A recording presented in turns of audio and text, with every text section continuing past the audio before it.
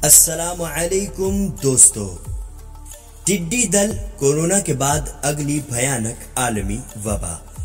नाज़रीन कराम, टिड्डी दल क्या है? ये टिड्डियों यानी ग्रेस हॉपर्स की एक मखसूस किस्म है जो शदीद सब्ज़ाखोर यानी ग्रेगेरियस होती है। टिड्डियों की 7000 इकसाम में से 20 जदीद शक्ल की सब्जी खोर हैं। ये टिड्डी दल अपनी साख्त, शक्ल और रंग तब्दील करते रहते हैं और जैसे जैसे इनको खुराक मिलती जाती है ये मजीद ताकतवर, खतरनाक और भयानक होते जाते हैं और जहां जहां से गुजरते हैं फसलों और सब्ज दरख्तों और चरागाहों का सफाया करके तबाह बर्बाद करते जाते हैं। टिड्डी दल की तादाद में इजाफा भी भयानक शरह से होता है। एक मादा एक दिन में 1000 अंडे देती है और नमी मैसर आ जाए तो उनमें से सैकड़ों अंडों से बच्चे निकल आते हैं जो टिड्डी दल की पहले से मौजूदा मौज में मजीद लाखों का रोजाना इजाफा कर देते हैं।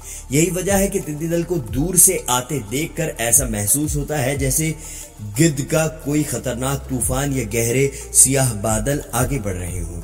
नए टिड्डी दल में यह सलाहियत भी है कि ये जहरीले पौधे और पत्ते भी खा जाता है और इसे कोई नुकसान नहीं होता, जो कि इसको मजीद खतरनाक बना देता है। एक अंदाजे के मुताबिक ये टिड्डी दल एक दिन में 90 मील से ज्यादा का सफर बआसानी तय कर सकता है और फसलों को चट कर जाता है।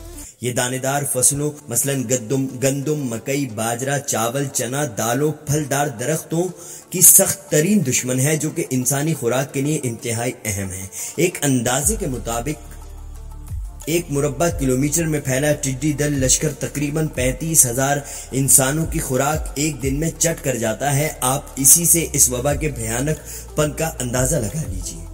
अब आते हैं इस अहम सवाल की तरफ कि ये मौजूदा वबा कब और कैसे फूटी।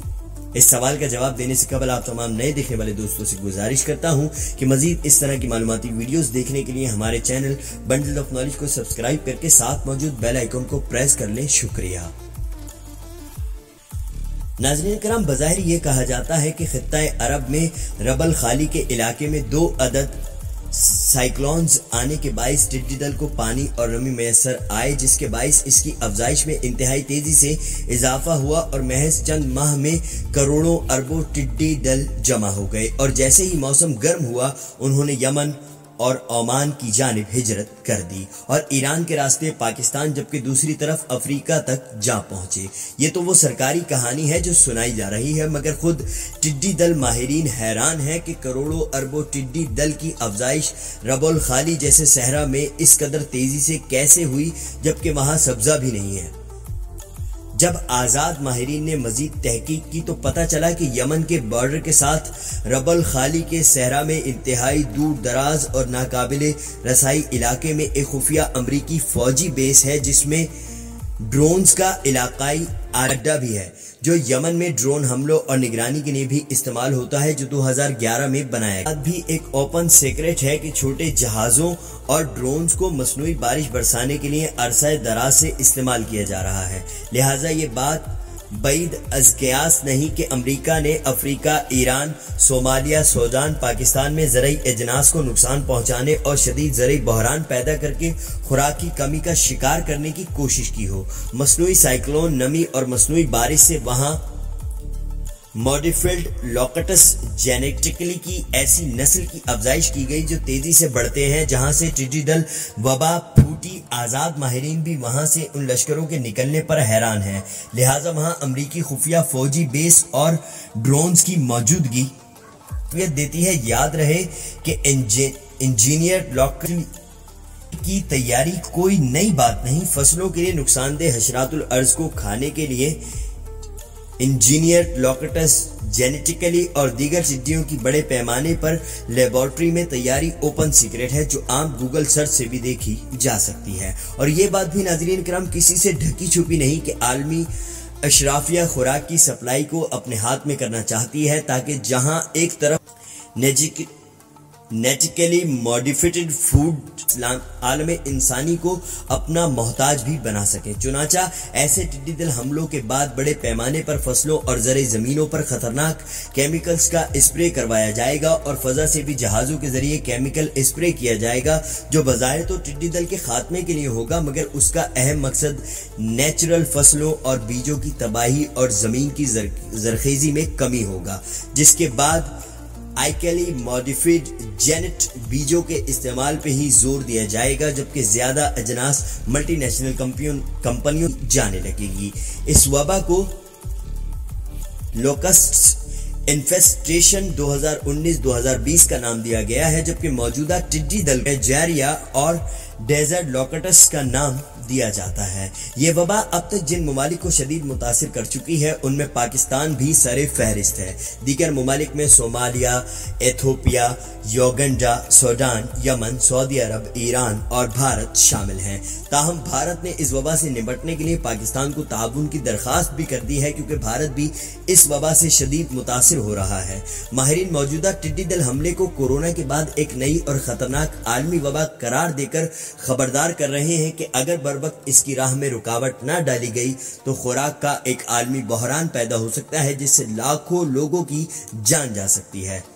عالمی ادارہ خوراک نے اس عالمی ٹڈی دل وبا کے باعث عالمی سطح کے خوراک بحران کی پیشگوئی کر دی ہے۔ اقوام متحدہ کے ایگریکلچر آرگنائزیشن اینڈ فوڈ نے کہا ہے کہ پاکستان اور ایران اس وبا سے شدید متاثر ہوں گے۔ پاکستان میں حالیہ ٹڈی دل حملے سے نقصان کا تخمینہ پاکستانی ماہرین کے مطابق 205 ارب روپے ہو سکتا ہے، جبکہ اقوام متحدہ کے ادارے FAO کے مطابق پاکستان میں فصل ربی کا نقصان 353 ارب روپے جبکہ خریف کا نقصان 464 ارب روپے ہو سکتا ہے۔ پاکستان کا کل دفاعی بجٹ 1200 ارب ہوتا ہے، جبکہ محض ٹڈی دل سے ہونے والا نقصان 800 ارب سے زائد ہے، جس سے معاملے کی سنگینی کا اندازہ بخوبی لگایا جا سکتا ہے۔ یہ اعداد و شمار ڈان نیوز نے 11 مئی کو شائع کیا تھا۔ اس عالمی وبا کو اللہ کا عذاب قرار دیا جائے تو بھی غلط نہیں ہوگا۔ ناظرین کرام، ہمارے انفرادی اور اجتماعی گناہوں کی سزا گردانا جائے، مسلمانوں پہ آزمائش یا کوئی عالمی سازش سمجھا جائے، یہ ایک قدرتی فینومینا بہر صورت ضرورت اس امر کی ہے کہ عالم اسلام کو عموماً اور پاکستان کی زرعی یونیورسٹیوں میں خصوصاً جنگی بنیادوں پر اس حوالے سے تحقیق کی جائے اور ٹڈی دل سے نجات کے طریقوں پر غور کر کے ایسا لاہ عمل اپنایا جائے کہ جس سے کم نقصان ہو، اور سائنسدانوں کے ساتھ مل کر ایسا اسپرے تیار کیا جائے جس سے فصلوں اور زمین کی زرخیزی کو قطعاً نقصان نہ پہنچے۔ جن عالمی اداروں کو مشورے پہ اسپرے کیے جائے، اس اسپرے کو اپنی لیبارٹریوں میں مکمل تحقیق کے ساتھ چیک کیا جائے اور اس کے مضر اثرات یا سائیڈ ایفیکٹس سامنے آنے پر نہ صرف وہ کیمیکل استعمال نہ کیا جائے، ایسے کیمیکل بنانے والوں پر ہرجانے کا دعویٰ بھی کیا جائے اور عالمی فورسز پر اس حوالے سے احتجاج بھی ریکارڈ کروایا جائے۔ اس سلسلے میں آزاد عالمی ماہرین اور زراعت کے شعبے میں ترقی یافتہ اسلامی ممالک کے ماہرین سے بھی مدد اور مشاورت لی جائے۔ پاکستان جو کہ پہلے ہی خوراک کی شدید کمی کا شکار ہے، اس وبا کا ہرگز متحمل نہیں ہو سکتا۔ پاکستان میں 70 سال بعد ٹڈی دل کا یہ بدترین حملہ ہے۔